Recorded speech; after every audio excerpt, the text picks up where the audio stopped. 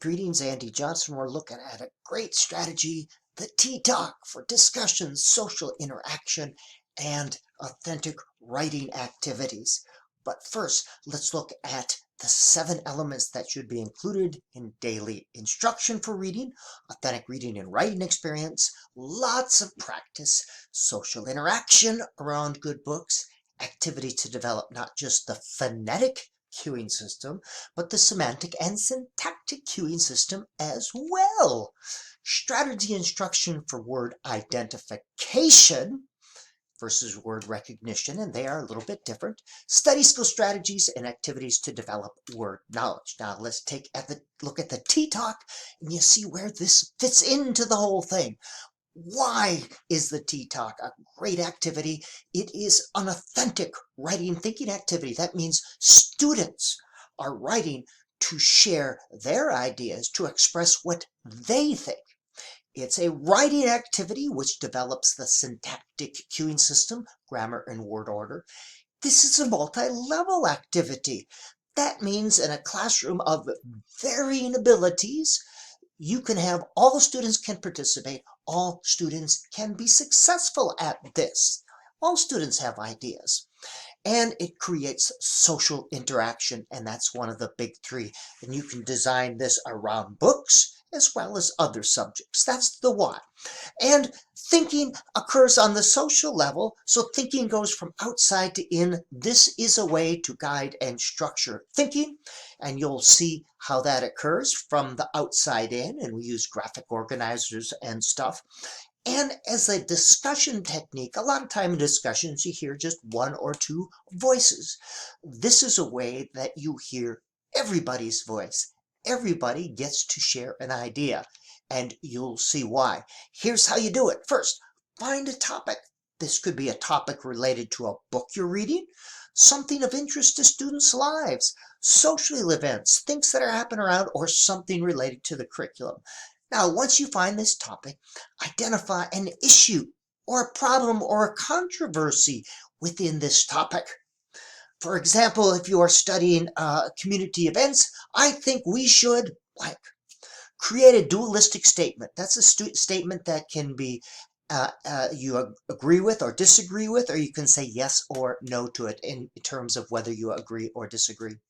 For an example, here's one you could do with middle school. I do it with my undergraduates. Middle school will have a single gender math class, 8th grade. One section will be for boys, another for girls. These classes are voluntary. The dualistic statement, single gender math classes is a good idea. Dualistic, you either agree or you disagree. Then you create a T-chart. Here's one related to a Harry Potter thing. Should have returned the magic box. Agree or disagree. That's my graphic organizer right there. It organizes thinking. Single gender math, that's the graphic organizer for that one. You either agree or disagree. Ideas on both sides. Then you find a pair, and your job in that pair, you're given that graphic organizer, and you have to find at least 2 ideas on each side, whether you agree or not. And you should not let your buddy know at this point if you agree or disagree with that. But their goal is to get 2 ideas.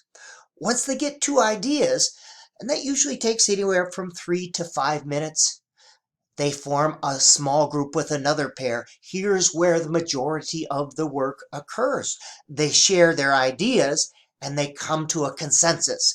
Our group believes, and sometimes consensus might mean they need to change that statement a little bit. After they have reached consensus, and that could take anywhere from 10 to 20 minutes. You just never know. Usually around 10, but a lot of discussion, a lot of interaction here. One person is picked as the speaker. Their job is to share their group's idea with at least 2 supporting ideas. For example, our group thinks that blank because blank, blank. Our group believes that. Our group decides that. And I actually have this up there. This is a scaffold or a structure that guides their thinking and lets them know only 2 ideas. By the way, I do this with my college class as well. This strategy good for kindergarten all the way through graduate school. Give them this scaffold. Now, it's optional, but I like then afterwards, once they've all shared, all right, let's open it up to large group discussion. You share your ideas. Oftentimes as well, okay, we've had a discussion. Students, I want you to write what you think now in your journal or in your learning log. And if you're using a journal related to a reading or a learning log, you get to see actually what they think. They're thinking, they are writing, social interaction, a syntactic cueing system, it's all good. What about young children? Well, if I'm doing this in kindergarten, first grade, maybe early second grade, at the beginning, you have the dualistic statement with the whole class.